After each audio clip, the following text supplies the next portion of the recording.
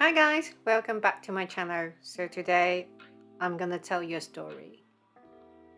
It was a night back in 2015. The clock struck 11 p.m. and my daughter was still at her desk.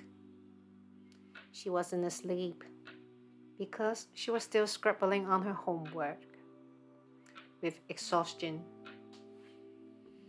I couldn't bear to see that, so I just told her, "Sweetheart, just go to bed." I still remember her look,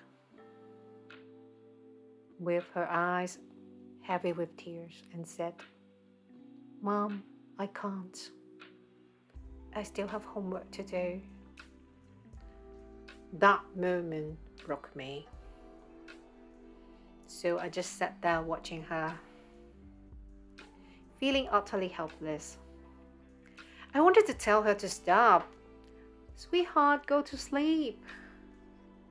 Actually, you know what? I didn't mind if she couldn't hand in her homework the next day. I just wanted her to play, to eat, to sleep, to just be a child. But like so many parents, I felt trapped by the education system. That night, I realized something had to change. Because when I looked into my daughter's eyes, I saw something in her that shook me to my core. She was losing her light. The spark, the curiosity, the joy that used to fill her was fading. And it wasn't just her. Over my 17 years as an English teacher, I've seen many students crushed under the weight of an education system that values scores over souls. Many of my students have asked me this question: why do we have to do so much homework? It doesn't help at all. We won't remember it even after doing it, but it makes us hate studying even more. I've seen so many kids with so much potential who are creative, artistic, or athletic, being told they are not good enough because their grades don't measure up. Of course, I understand what most parents are worrying about, because I'm a parent too. The what if questions. What if my child doesn't keep up at school? What if my child isn't ready for the future? What if my child can't get a good job in the future? However, parents also know deep down that something is wrong with the current system. And trust me, you are not alone in feeling this way. This is why so many of us feel stuck, trapped between what the system demands and what we know our kids truly need. And this is where my journey began. Moments like these inspired me to start this channel. Some friends suggested that I should create funny English learning videos to attract more potential customers. Sorry, that's not what I'm here for. My purpose isn't to teach English here, but to hopefully inspire parents, teachers, and students to pause and ask this question: are we preparing our kids for the future, or are we just making them survive the present? We must rethink what education truly means. The score-oriented education system is definitely not the real purpose of education. That's not the way to make our next generation shine and glow. You see, if I can help even one child see their value beyond grades, it's just like seeing a bird finally fly free after being caged. And even if there's just one person who found this video useful and encouraging, my purpose is already served. Because on the outside, I'm an English teacher, but inside, I'm a motivator and a companion, hoping to help students and parents navigate this journey here. The current system reminds me of judging a bird by how well it flies in a cage. One of my students, a very bright and creative boy, once he asked me a question.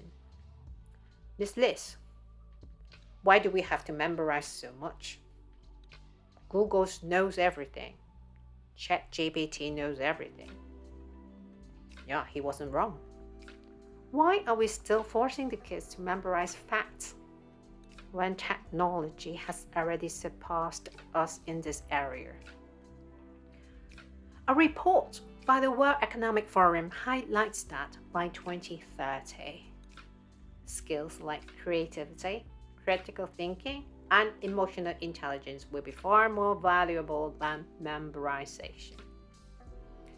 Yet, most schools still prioritize test scores over these essential skills. Another student of mine, a very gifted artist, was pushed by her parents to excel academically. She became so frustrated with the pressure that she gave up on schoolwork. So when I met her, I knew what she wanted. So I tailor-made the lesson plans for her, which were all around her interest. And that was the time she started to find herself again. This is the reason why I talk about AI, life skills, and I'm going to talk about finance. Because these are the skills our next generation will need in the future, far more than memorizing facts. Education should be about helping our next generation discover their unique strengths. But instead, it only diminishes them to a number on a report card. Come on, seriously? When I decided to homeschool my children, you know what? I was so terrified. I couldn't sleep for days. I was worrying a lot. I was judged by my mom. People disagree with my decisions. My partner argued with me, worrying about the burnout, because I was also teaching as a freelance teacher at that time. And I even asked myself constantly, what if I failed my children? What if they couldn't fit in the future? What if? I was so terrified that I might be making the wrong decisions. But at that time, I couldn't bear to watch my two precious children lose their light any longer. It was such a painful moment as a parent, as a mom. Also, there were moments when I felt completely defeated. Like the time I sat through meetings with the EDB in Hong Kong, the Education Bureau, having to explain them how I had taught my children. But during those 4 years, I finally saw my daughter and son come alive again. My daughter rediscovered her true, authentic self and her love for drawing. And my son became more curious and confident. And you know what? I wasn't alone. I found a very supportive, incredible community of homeschooling parents who walked with me, who helped me see that change is possible, even when it feels overwhelming at times. And you know what? The light in my daughter I thought was lost actually wasn't gone at all. It was just waiting to be nurtured. At that time, homeschooling was the right decisions for my family. But to be honest, it isn't a solution for everyone because homeschooling is very exhausting. Also, every child and every family is different. What works for one might not work for another.